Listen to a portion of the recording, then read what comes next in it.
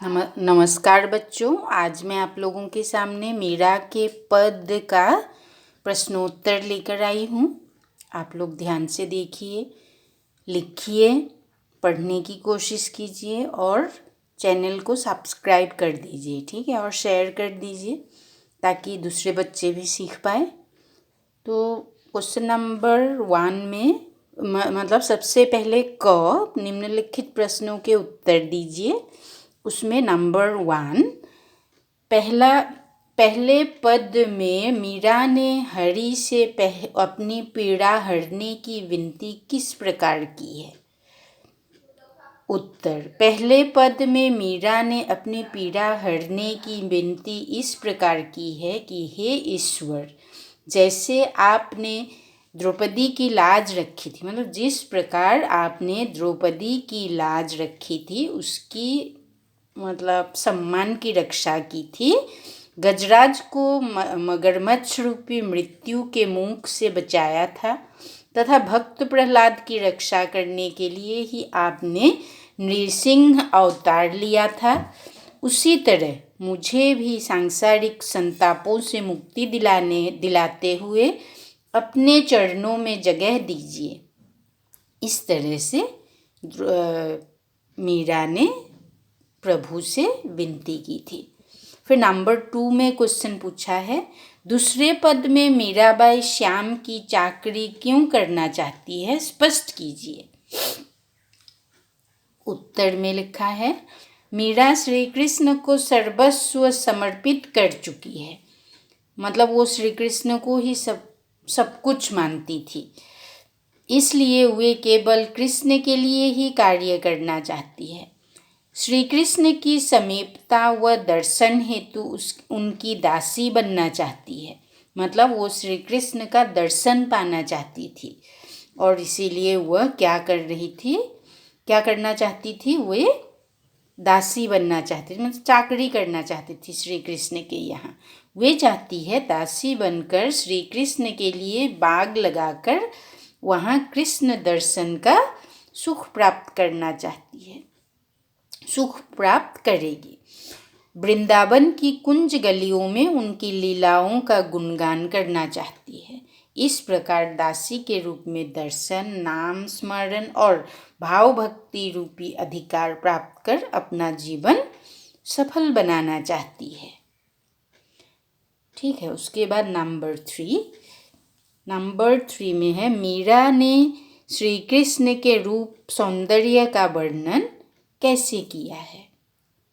उत्तर, मीराबाई ने श्री कृष्ण के अलौकिक रूप सौंदर्य का वर्णन करते हुए कहा है कि श्री कृष्ण ने पीले वस्त्र धारण किए हुए हैं जो उनकी शोभा को बढ़ा रहे हैं। मुकुट में मोर,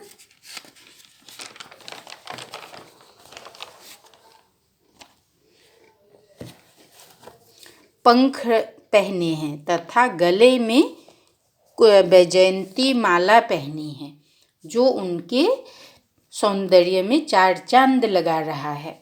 वे ग्वाल बालकों के साथ गाय चराते हुए मुरली बजा रहे हैं। तो इस तरह से मीराबाई ने श्री कृष्ण के रूप सौंदर्य का वर्णन किया है। क्वेश्चन नंबर 4, मीराबाई की भाषा शैली पर प्रकाश डालिए, मतलब उनकी भाषा कैसी है, किस तरह की भाषा का उन्होंने प्रयोग किया है अपनी कविता में, अपने काव्य में। देखो, मीराबाई ने अपने पदों में ब्रज, पंजाबी, राजस्थानी, गुजराती आदि भाषाओं का प्रयोग किया है। भाषा अत्यंत सहज और सरल है। शब्द चयन भावानुकूल है, मतलब भाव के अनुकूल। भाषा में कोमलता, मधुरता और सरलता के गुण विद्यमान हैं। अपनी प्रिय की पीड़ा को अभिव्यक्त करने के लिए अत्यंत भावानुकूल शब्दों का प्रयोग किया है। भक्ति भाव के कारण शांत रस प्रमुख है तथा प्रसाद गुण की अभिव्यक्ति हुई है। मीराबाई श्री कृष्ण की अत्यंत उपासिका है। वे अपने आराध्य देव से अपनी पीड़ा का हरण करने की विनती कर रही है। इसमें कृष्ण के प्रति श्रद्धा, भक्ति और विश्वास की भावना व्यक्त हुई है।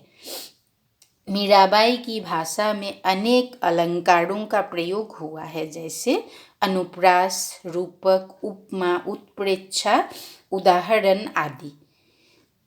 तो उन्होंने अत्यंत सहज सरल भाषा में श्री कृष्ण मतलब अपनी काव्य की रचना की है, ताकि सभी लोगों को समझ में आए। और अलंकारों का प्रयोग लेकिन किया है, प्रसाद गुण का प्रयोग किया है, लेकिन शांत रस का प्रयोग है। ठीक है बच्चों, आप लोग अच्छी तरह से देख के यहाँ से लिख भी सकते हैं वीडियो से, फिर स्क्रीनशॉट लेके बाद में भी लिख सकते हैं। अब देखिए नंबर 5, वे श्री कृष्ण को पाने के लिए क्या क्या कार्य करने को तैयार है। उत्तर, मीराबाई श्री कृष्ण को पाने के लिए उनकी चाकर बनकर चाकरी करना चाहती है, अर्थात उनकी सेवा करना चाहती है।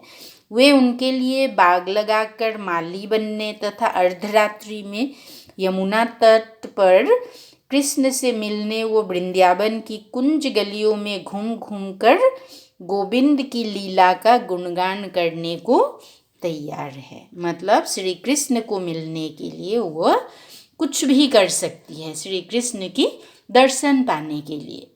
वे अत्यंत मतलब भक्त थे, सब कुछ समर्पण कर चुके थे श्री कृष्ण पर, इसीलिए वे श्री कृष्ण को पाने के लिए कुछ भी कर सकते, मतलब चाकर भी बन सकती थी वे। ठीक है बच्चों।